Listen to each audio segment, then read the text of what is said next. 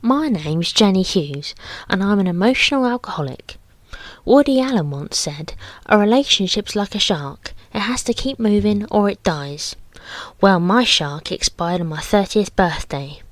Like, if being 30 isn't bad enough, being left in possession of a deceased fish makes it all doubly worse. My boyfriend, my now ex, who for legal reasons we'll call Richard, because that's his name, had agreed, nay offered, to mark my significant anniversary by taking me out to dinner. So, Miss Hughes, you admit my client, Mr. Head, offered to escort you out for the evening. Who the hell are you? I, Miss Hughes, am your conscience. Overruled.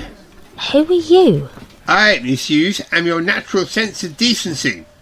Mr. Memory, proceed with your testimony. Thank you, my lord.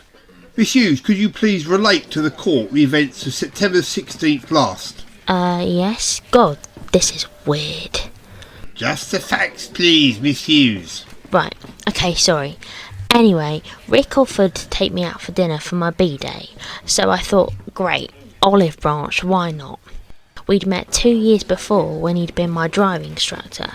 So I felt if a relationship could survive rolling a dual-control Ford Fiesta, it could survive anything.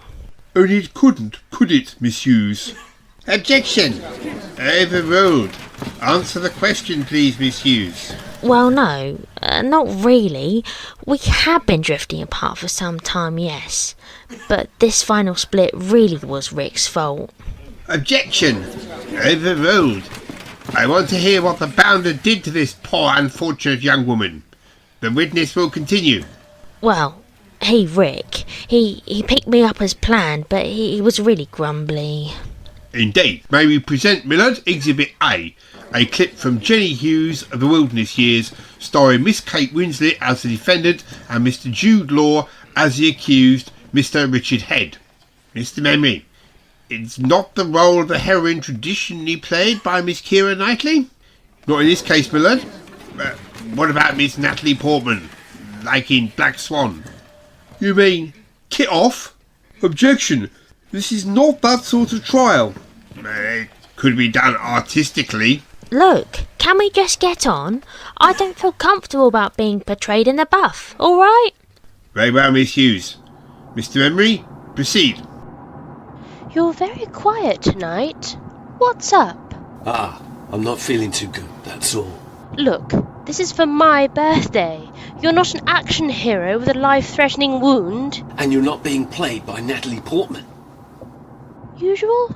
No, not migraine-related. Just not good. At this point, I thought about it carefully. To press might destroy the entire weekend. Maybe détente would be better served by postponing the meal until tomorrow. As it was, I delayed the old plans for a family gathering until Saturday afternoon, and was 24 amongst friends. But were you friends, Miss Hughes? Were you not lovers? I think Miss Winslet is miscast. What about that nice American girl whose name no one can pronounce? Renee Zellweger. Renee Zellweger, my lord. Yes, that's her. She was in Bridget Jones' Diary. Jolly good. I am not, repeat, not Bridget Jones, and nor am I having Dick played by Ewan McGregor. What about Colin Firth? I'm so not plea bargaining, nor am I Elizabeth Reddy Bennett. That much, Miss Hughes, is certain. We shall proceed with you being played by Miss Winslet, and may God have mercy upon your soul. Usual? No, not migraine-related. Just not good. Okay, let's go back to yours. We can go out tomorrow. Great. It was then, like a creature possessed, like a man suddenly released from bondage, Richard swerved left and executed a 180 turn worth of a fighter pilot. Anyway, given Rick's illness, I'd given up any thought of physical comfort on my birthday. Physical comfort, Miss Hughes? A bonk, my lord. The clerk of the court explained, it is customary in women's popular fiction like this, so-called chicklet, to euphemize for intimacy. Ah, I see, and is this in the movie version as well? You're my natural sense of indecency, more like. Are you sure we can't have Natalie Portman? No. Miss Hughes, pray continue. Oh yes, well, we got back to his. Seemingly rejuvenated, Richard opened his front door and showed me into his flat, the place I'd come to know so well on weekends away. You know where everything is. The computer? I thought you weren't well. I'm not. You seem well enough for that. Give me that controller. You know it's my birthday. And it was then that Rick made the classic schoolboy error.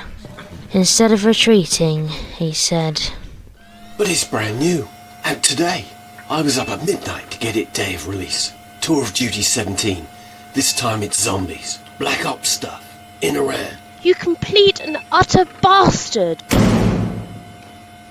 Was it something I said?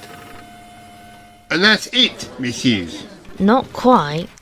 I counted to 10 and decided to give him one more chance. Oh, you're back. What are you doing?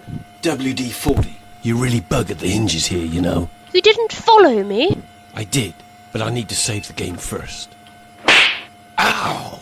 Just order me a taxi, you bastard. And that, my lord, was the final straw that broke the camel's back. And unlike Arnie, I vowed I'd not be back. And have you heard from him since? Just a text message. You know, I'll always be here for you.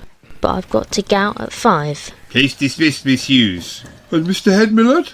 I think when we arrest him, we'll do it in the style of celebrated film director, Mr. Guy Ritchie.